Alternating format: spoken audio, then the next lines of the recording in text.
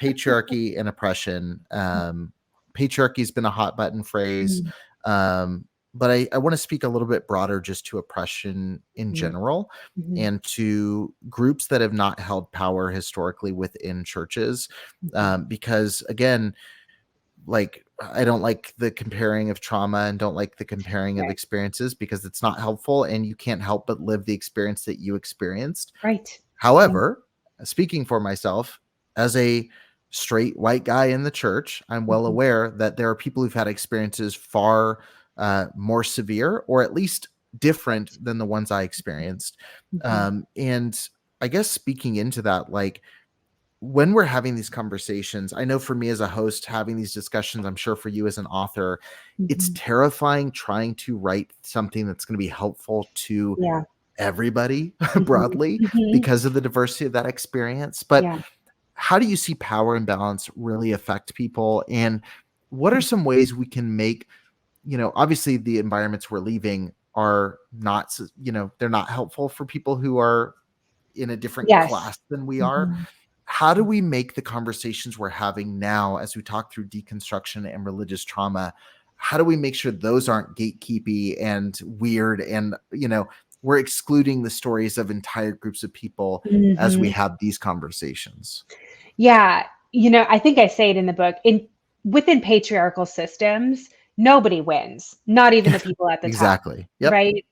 And so I think that's important to recognize, because what you said was so important, of just like, hey, this was my experience. And I can acknowledge that other people may have experienced something entirely different, which could have led to more significant impact or, more long lasting impact or whatever that may be.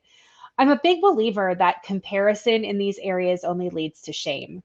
Either myself feeling shame or somebody else feeling that shame. And so I think, in these systems of power and control, there is always this jockeying for position of, whether it's who's more in power and who in control, or who had it worse and deserves the resources, or, who's the most whatever it might be. traumatized is the most bizarre conversation to Right. have. Right. And yet that's how our world is. We just that we assume that. And so when I go like, okay, so what do we do with that? We ourselves have to learn how to like take a breath and to recognize that somebody else's experience, whether it is better or worse or whatever than yours, doesn't invalidate your own. Like, and that's where we, as a culture, I think we have a hard time with that. But I think if we want to be like really brutal, you're right. Somebody does always have it worse than us. Like there will always be that. But that does not invalidate what you have gone through, the hand of cards you were dealt, the system you grew up in, or anything like that. And so I think, in coming out of those systems, we often grab hold to what is the same and familiar and similar, and we call that safe.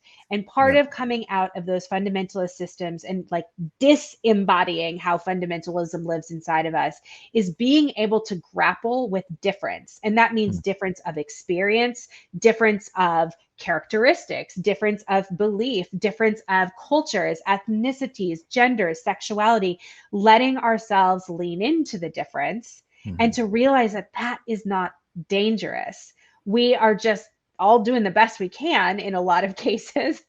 And being different than somebody is not a threat or danger, but it's actually what like colors the world. It's what makes relationships vibrant, and it makes things exciting, and it gives passion.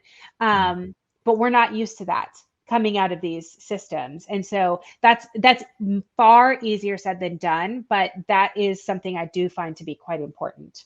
Yeah. Well, it sounds like just keeping in mind that allowing other people into the conversation isn't minimizing your experience. It's just broadening the conversation and acknowledging the legitimacy of their experience. And I think we're default fundamentalists. We are tribal by nature. We like to find our group and our people and our clique, and we find security in that. But I think, again, someone having an experience where they were groomed and talking about it does not minimize the experience of someone who was assaulted and Right. experience the physical ramifications of that. Mhm. Mhm. And we don't have to, that's the thing, is like, at the end of the day, we don't have to have one be worse than the other. They're all pretty No. bad. Yeah. We can talk about each Yeah. in context, Yeah. and we don't have to insert ourselves in a Yep. conversation that's not ours. Yeah. That's And not I our think dialogue. even logically speaking, we could say, well, so what if you had it worse than I did? Like what? What does that Yeah, actually mean? So, yeah. so okay, so I should have one less therapy session, or Right. right? Yeah, Like, and so I think even logically we can come from that to say that it literally does nothing for us to yeah. compare that. But what does do something for us is to lean in with curiosity and compassion and say, "Oh my gosh, I'm so sorry. Mm. I wish that had never happened to you. You did not deserve that." And then we can turn that back towards ourselves as well, because we are deserving of hearing that and knowing that deeply in our bodies. And that, I think, is very opposite of fundamentalism.